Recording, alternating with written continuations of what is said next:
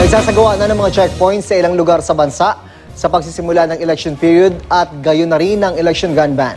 Ang Merita Balita hatid ni Von Aquino.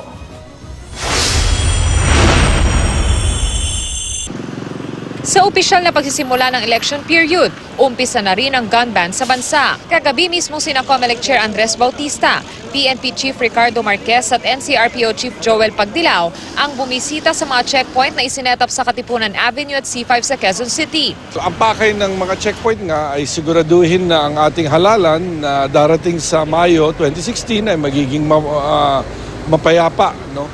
So kung kaya't kung may mga barel, may mga armas na walang lisensya o kung kaya't walang exemption na nakuha, hindi dapat linalabas yan. Ginagawa natin ito sa preparation for the actual voting in May. Make sure that walang mga baril sa karsada, walang taong may mga illegal bodyguards so that our candidates, our voters could move around freely nang hindi natatakot dahil dapat walang baril sa karsada. Habang isinasagawa ang checkpoint sa Katipunan Avenue at C5, di na iwasan ang pagsisikip sa daloy ng trapiko pero ayos lang naman daw ito para sa ilang motorista ang aming nakausap. Medyo traffic po. Pero para sa'yo, okay lang yun? Okay lang po. Bakit? Kasi for safety na rin ng mga motorista yan. Mas maganda yung mga ganitong style na checkpoint ka para mawala yung mga masasamang loob. Paalala ng PNP, ang checkpoint ay visual search lamang at hindi kailangan buksan ang trunk ng sasakyan o anumang gamit ng motorista. Dapat ay visual search lang.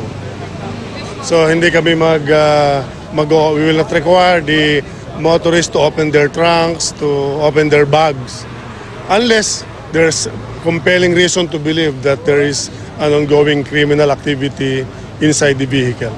Ang sinumang mahuhuling lalabag sa election gun ban ay maaaring maharap sa 1 hanggang 6 na taong pagkakakulong.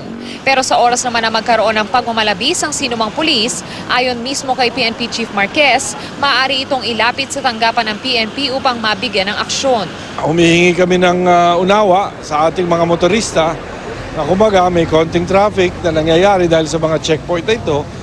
Pero nga ito yung ginagawa natin para sa kapakanan ng ating mga mamamayan. Von Aquino, GMA News.